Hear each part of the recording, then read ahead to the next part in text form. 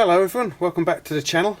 Today I want to take a look at this Girder Minor No. 90 made by Joseph Lucas Limited of England. As you can see from these pictures here, when I first got it, it was rather filthy, very grubby indeed. What I've done is I've put it in a bath of vinegar overnight. This morning I've given it a bit of a scrub down and a bit of a clean and degreasing, and as you can see it now, it looks very nice indeed, doesn't it? Nice and clean. It is actually made of several parts actually, so let's strip it down and take a look at it. So here it is, stripped down into its little separate pieces. This is not actually solid, it's been machined out. Look, hopefully you can see the slot in there that's been cut into it so that it rides over here like so. Slots over there like so. In here, hopefully you can see that, guys, there's a hole in there that's been drilled into this. This is a separate piece just here. Hopefully you can see that as well, but that's a separate piece in there. You can see where it's been fitted in, look, along here. But there's a hole in there, and that's got a little bit of a metal in there too, as you can probably see, hopefully. There is actually a separate piece of metal in the hole there. There's been a hole drilled into it, a slot cut and a piece of metal dropped in there. And we have the little pipe wrench section here. So that's another component. So there's like 1, 2, 3, 4, 5, 6 components there. We have the little knurled wheel, 7, and this part is 8. We can see the writing on there. There's also the company logo on there too. There's a slot, and there's also a number 13 in there, look guys. So is that the year of manufacture, I wonder? 1913. Interesting. Okay then, let's get the little fellow reassembled again. I think it's a little bit stiff for some reason or other. Just here, that's exceptionally stiff, and I can't get it apart. So I think what we might have to do is introduce a little bit of a spray oil in here. Let's have a look if we can get it in. Right, you see it all blasting out there, hopefully, making a mess all over my workbench. Okay, let's put it back together again. There we are. Still quite stiff in there. I'm not sure there's a load of crud in that hole or what, but it's not moving particularly very well. I'm going to put some a drop of 3-in-1 oil on this as well.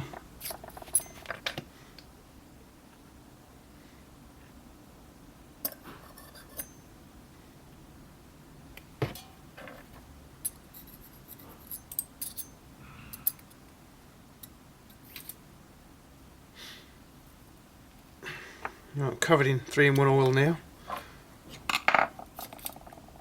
It's very tight fit. Alright, okay, let's get the little thumb wheel in there. Pop that back in, hopefully. There we go.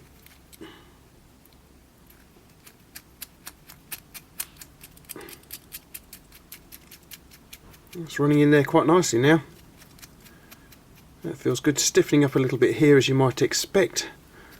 Other than that, oh, it's a bit stiff there, there we go. So here it is back in its normal condition again. There's something slightly unusual about this one. If I mean you guys can try it as well, but I've tried searching for Girder Minor No. 90, and the pictures that come up, none of them have got the little pipe wrench attachment on them at all. The only thing I can find is this old page from a magazine, I guess, from I think it was about 1931, and that actually shows the little Girder Minor with the pipe fitting attachment on it. Basically what we do is you just you can back it up, open it, back it off a little bit, and as you can see it will actually come out, so you can actually use it like a normal spanner. There we go, so it will actually tighten right down like a normal spanner will do. It's very stiff just here for some reason or other. There must be some crud trapped in it somewhere, I reckon. But what we'll have to do is we'll have to give it a bit of a workout because it's an interesting little piece of kit. If you take a closer look at the little pipe grip, you can actually see that it has a little bar on there, bar machined into it, that fits very nicely into the slot here. Let's have a look, can we get it together again? There we go. So that little bar fits into the slot quite nicely, makes in there very nicely indeed. So in theory we should be able to use this as a very small pipe wrench. As you can see, I also have the larger version of this. This is the 91. This one is a war finish effort. It's got a number 91 stamped there.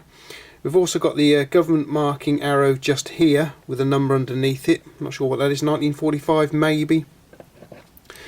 But if we turn it over, it's got some more numbers here, which could be like 12/24, maybe 18 or 08 or something just here.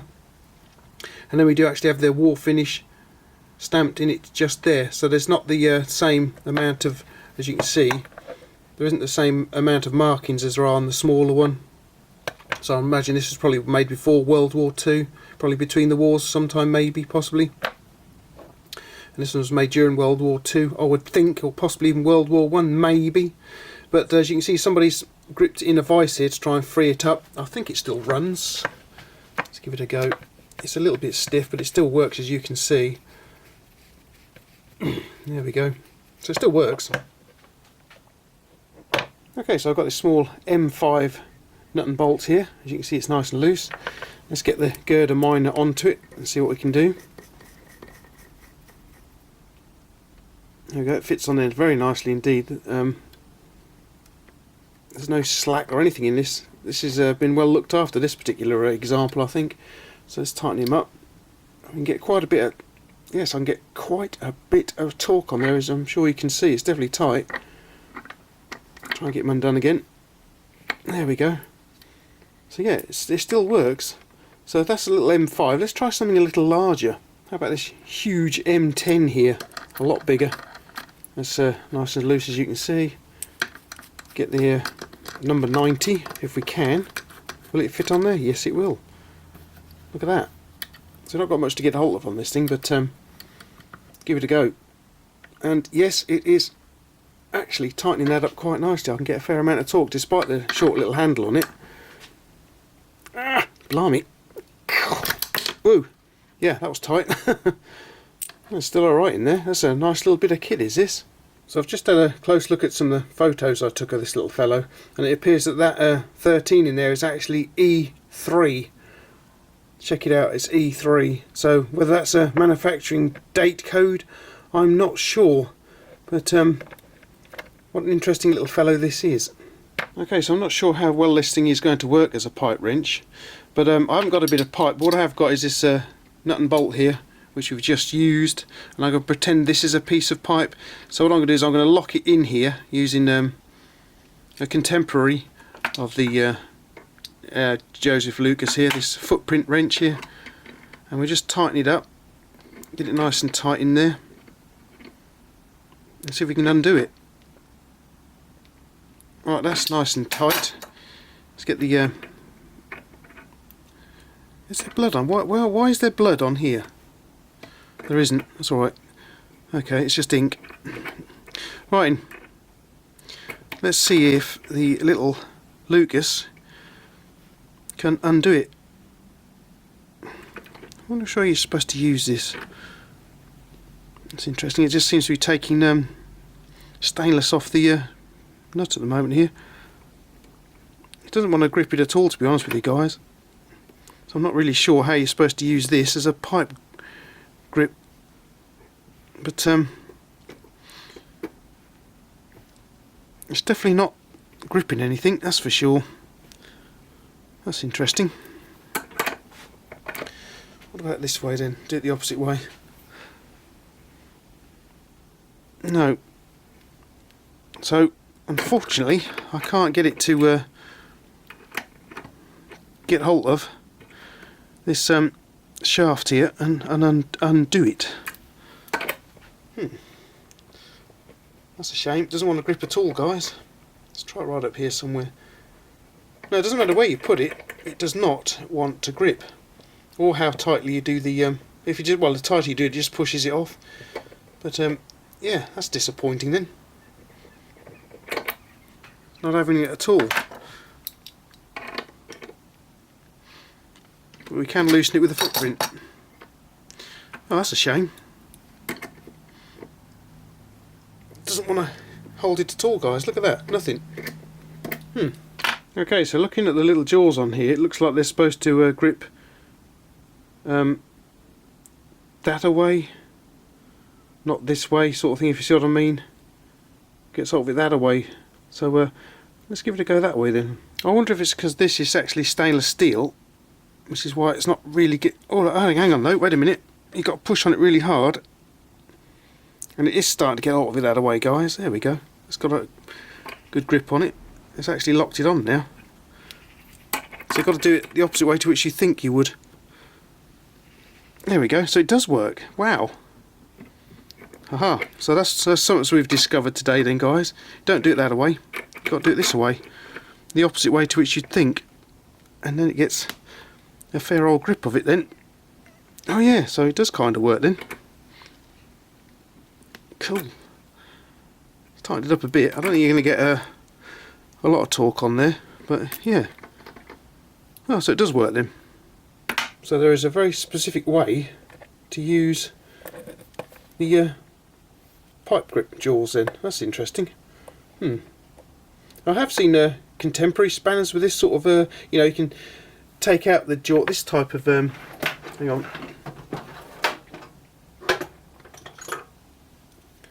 This type of spanner with a jaw, pipe grip jaw on here. You take the whole jaw out and put it back in again, and it becomes a pipe grip. I haven't got one of those yet, but I'm sure I can probably find one from somewhere. Right then, so the whole flea market car boot sale thing kicks off for me again on 26th of January, weather permitting. So hopefully I can find something else of interest. I mean, we've got some really old King Dicks here, King Dick wrenches here. We've got the two Joseph Lucas, and we've got this which I think is like a cheap copy of a King Dick, because it's like, I think it's cast more than anything, but that's an interesting old thing as well.